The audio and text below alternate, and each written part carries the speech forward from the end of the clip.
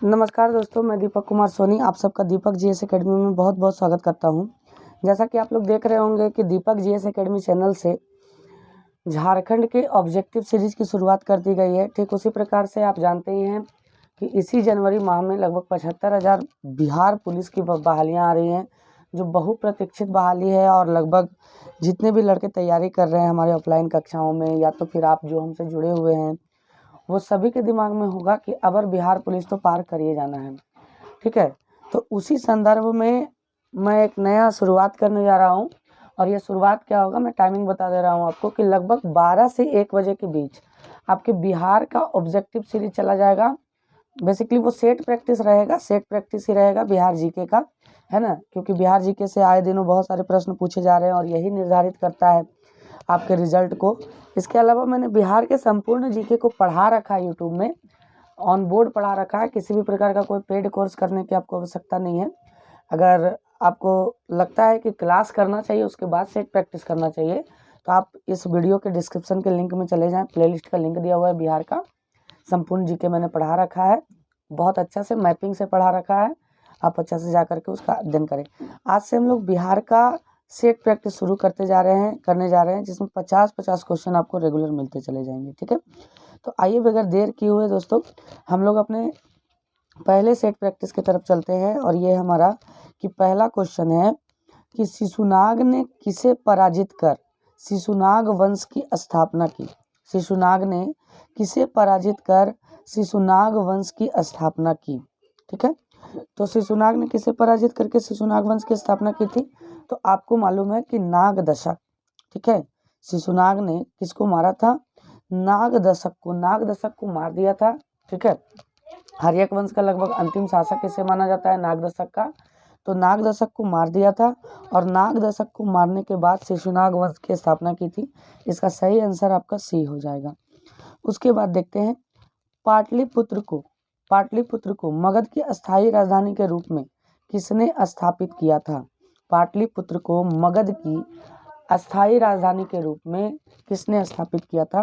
तो देखिए, उदयन ने पाटलिपुत्र को बेसिकली बसाया था। और मगध की अस्थायी राजधानी के रूप में अगर कभी प्रश्न पूछा जाए, ये देखिए बिहार पुलिस अभी जो 68वां बीपीएससी आने वाला है, वो सभी के लिए बड़ा इंपॉर्टेंट होगा। आप ध्यान में रखिएगा इस बात को, है ना। तो कालाशोक ने अस्थायी राजधानी के रूप में पाटलिपुत्र को स्थापित किया था दोस्तों, ध्यान में रखिएगा। उसके बाद हम अपने तीसरे क्वेश्चन की तरफ आते हैं दोस्तों। तो तीसरा क्वेश्चन है हमारा कि बाणभट्ट के द्वारा रचित हर्ष चरित्र के अनुसार कालाशोक की हत्या चाकू मार करके किसने की थी। तो देखिए, जाहिर सा बात है कि चाकू मार करके किसने किया होगा। तो आप जानते हैं, देखिए एक ट्रिक है मगध साम्राज्य का वंश याद करने का, हसीन मासुका। ठीक है, मासुका। तो देखिए, हसीन मासुका में ह से हर्यक वंश, सी से शिशुनाग वंश और न से नंद वंश। तो बेसिकली, है ना, शिशुनाग वंश का शासक था कौन, कालाशोक। और कालाशोक को मारा किसने होगा, तो नंद वंश के संस्थापक ने। तो नंद वंश का संस्थापक कौन था दोस्तों, महापद्म नंद था, जिसने कालाशोक को चाकू मार करके हत्या कर दी और नंद वंश की स्थापना की, जिसमें आप धनानंद वगैरह के बारे में जानते हैं, चाणक्य प्रकरण के बारे में जानते हैं। ये सारा चीज़ को अगर आपको जानना है तो डिस्क्रिप्शन में प्लेलिस्ट का लिंक दिया हुआ है, आप अच्छे से जा करके पढ़ें, कहीं कोई पैसा देने की आवश्यकता नहीं है दोस्तों। ठीक है, अजातशत्रु ने किस राज्य के साथ युद्ध में प्रथम बार शिलाकंटक या रथ मूसल जैसे नवीन शस्त्रों का प्रयोग किया था। शिलाकंटक या रथ मूसल जैसे नवीन शस्त्रों का प्रयोग किया था। तो ये वज्जी संघ के साथ बेसिकली 8 संघों के संयुक्त युद्ध था, वो वज्जी की तरफ से, और अजातशत्रु इधर से अकेले थे, जिनको पराजित किया था शिलाकंटक और रथ मूसल। अगर आप शिलाकंटक और रथ मूसल नहीं जानते तो आपने बाहुबली पिक्चर देखा होगा, जिसमें आगे से काटने वाला लगा हुआ रहता है चक्री।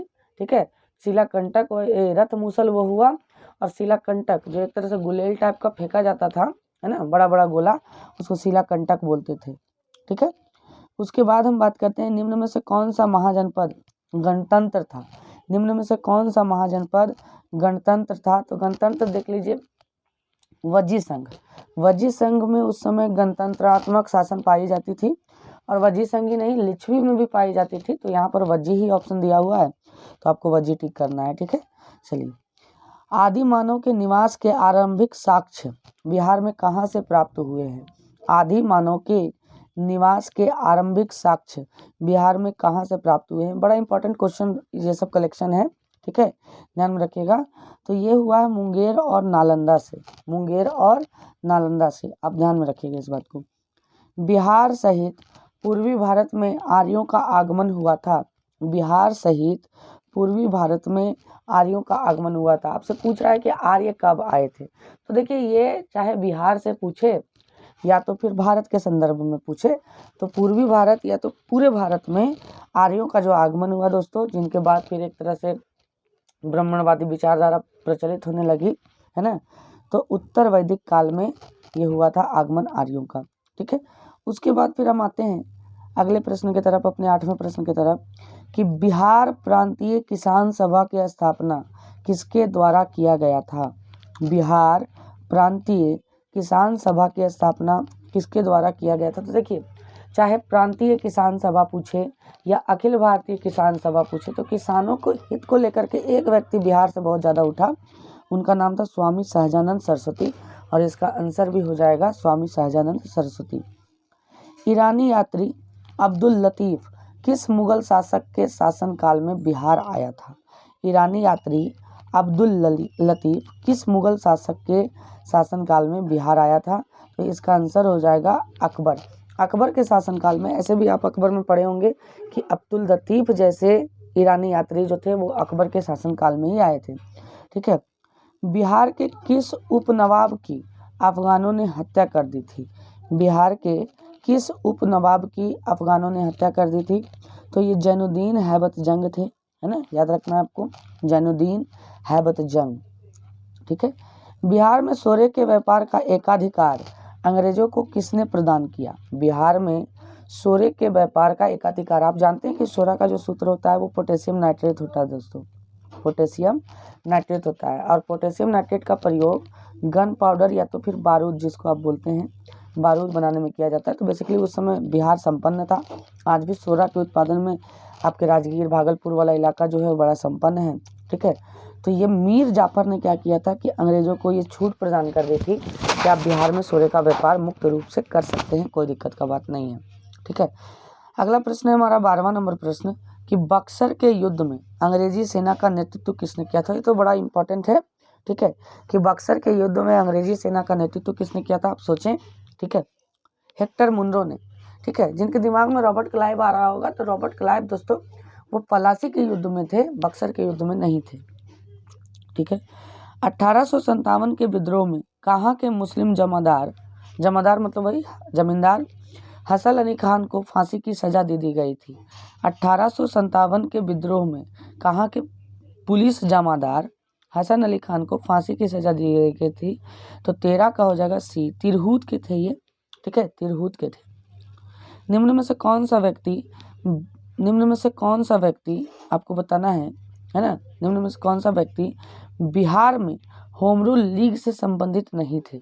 बिहार में होम रूल लीग से संबंधित नहीं थे, तो इसका आंसर हो जाएगा दोस्तों, देखिए मौलाना मजहरुल हक भी थे, हुसैन खान भी थे, राजेंद्र प्रसाद भी थे, राजकुमार शुक्ल भी थे, है ना, ये सभी संबंधित थे। और बेसिकली होम रूल लीग का अगर जनक बोला जाए बिहार में तो मौलाना मजहरुल हक हो जाते हैं, तो इसका आंसर हो जाएगा ई, इनमें से कोई नहीं, ठीक है। अखिल भारतीय कांग्रेस का 37वां अधिवेशन बिहार में कहाँ हुआ? अखिल भारतीय कांग्रेस का 37वां अधिवेशन बिहार में कहाँ हुआ, आपको बताना है। तो इसका आंसर हो जाएगा गया में, है ना, इसका आंसर क्या हो जाएगा दोस्तों, गया में हो जाएगा। ये 1922 में हुआ था, और बेसिकली चित्तरंजन दास, है ना, गया जेल में बंद थे वो, चित्तरंजन दास इसके क्या थे, अध्यक्ष थे, ठीक है। आगे बढ़ते हैं। उसके बाद बिहार में राजनीतिक पीड़ित दिवस कब मनाया जाता है? बिहार में राजनीतिक पीड़ित दिवस कब मनाया जाता है? तो इसका आंसर हो जाएगा दोस्तों 10 अगस्त 1929 को, और अभी रेगुलर 10 अगस्त को मनाया ही जाता है इसको, लेकिन शुरुआत इसकी 10 अगस्त 1929 को हुई थी। ये सब बड़ा इंपॉर्टेंट रहेगा आपके एग्जाम के दृष्टिकोण से के लिए, चाहे आप बिहार पुलिस से हो या बिहार दरोगा या तो फिर बीपीएससी का तैयारी कर रहे हो, आपके लिए बड़ा इंपॉर्टेंट रहेगा, ठीक है।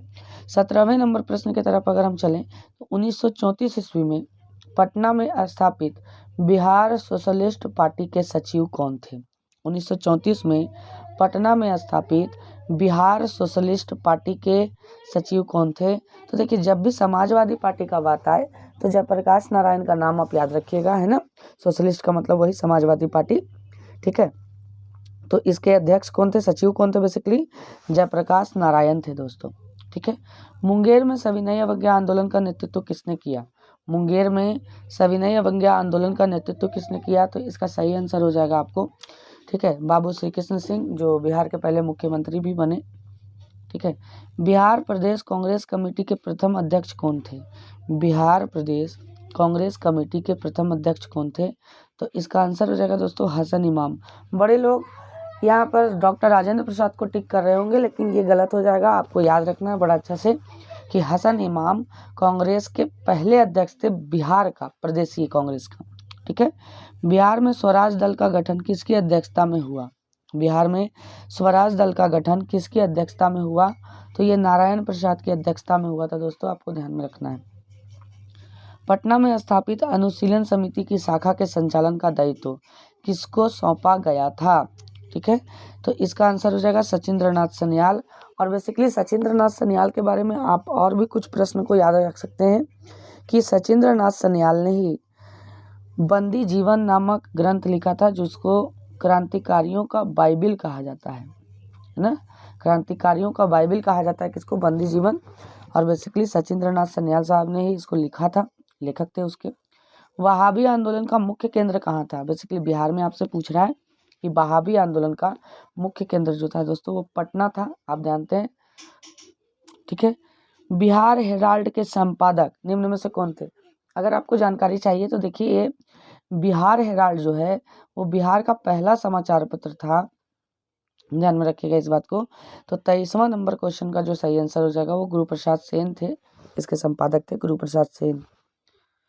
बिहार के क्रांतिकारी नेता खुदीराम बोस को फांसी दी गई, ठीक है। तो आप सब जानते हैं कि खुदीराम बोस को कब फांसी दिया गया था, आप सोचें और इसका आंसर दें। 11 अगस्त 1908 को दोस्तों, 11 अगस्त 1908 को इनको फांसी दे दिया गया था, ठीक है,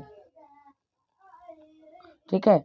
उसके बाद किसकी अध्यक्षता में वर्ष 1937 ईस्वी में छात्रों के राजनीति में रुचि लेने के लिए अखिल भारतीय छात्र दिवस मनाया गया? ठीक है, किसकी अध्यक्षता में अखिल भारतीय छात्र दिवस मनाया गया था 1937 में, कि राजनीति में वो रुचि ले और एक तरह से भारत की आज़ादी में, भारत के संविधान निर्माण में अग्रणी भूमिका निभाएं। तो इसका आंसर हो जाएगा दोस्तों रामवृक्ष मणिपुरी, हिंदी के बढ़िया ये कवि रहे हैं, ठीक है। 11 अगस्त 1942 को पटना में हुए सचिवालय गोलीकांड में निम्न में से कौन से व्यक्ति शामिल नहीं थे? ठीक है, तो 26 का जो आंसर हो जाएगा वो ई हो जाएगा दोस्तों। इसमें से सभी शामिल थे, उमाकांत प्रसाद क्या बोल रहे हैं इसको, हाँ, इसमें से सभी शामिल थे, इसलिए इनमें से कोई नहीं हो जाएगा इसका आंसर। यहाँ नहीं थे पूछ रहा है। उमाकांत प्रसाद सिंह शामिल थे, रामानंद सिंह शामिल थे, लक्ष्मण दास शामिल थे, वासुदेव नारायण सिंह शामिल थे, ठीक है। 2011 के जनगणना के अनुसार बिहार के किस जिले का लिंगानुपात सर्वाधिक है? आपको जनगणना पढ़ ही के जाना है और मैंने जनगणना बहुत अच्छे तरीके से पढ़ाया है दोस्तों, इसको आप ध्यान में रखिएगा, ठीक है। तो 27वां नंबर क्वेश्चन हो जाएगा इसका कि सबसे ज़्यादा लिंगानुपात जो है वो गोपालगंज जिले का है, ध्यान में रखिएगा। जनसंख्या घनत्व की दृष्टि से भारतीय राज्यों को जनसंख्या घनत्व की दृष्टि से भारतीय राज्यों तथा केंद्र शासित प्रदेशों में बिहार का स्थान कौन सा है? ठीक है, जनसंख्या घनत्व, तो जनसंख्या घनत्व में देख लीजिए बिहार का 1106 जनसंख्या घनत्व है।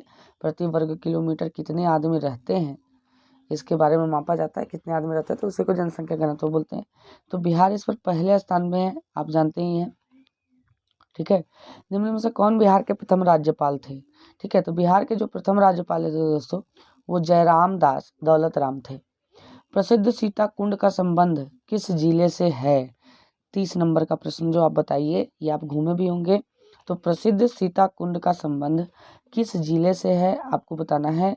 तो इसका जो आंसर हो जाएगा दोस्तों वो मुंगेर, आप घूमे भी होंगे मुंगेर में, मुंगेर हो जाएगा। बिहार के किस जिले में तराई मिट्टी की सर्वाधिकता बहुलता पाई जाती है? बिहार के किस जिले में तराई मिट्टी की सर्वाधिक बहुलता पाई जाती है? तो 31वां नंबर प्रश्न का आंसर जो हो जाएगा वो पश्चिमी चंपारण। तराई मिट्टी बेसिकली गंडक और बूढ़ी गंडक के द्वारा लाई गई मिट्टियाँ हैं ये, ठीक है, याद रखिएगा। किस लोक नृत्य का संबंध बिहार से नहीं है? तो देखिए 32वां नंबर प्रश्न जो है वो अच्छे से समझिएगा।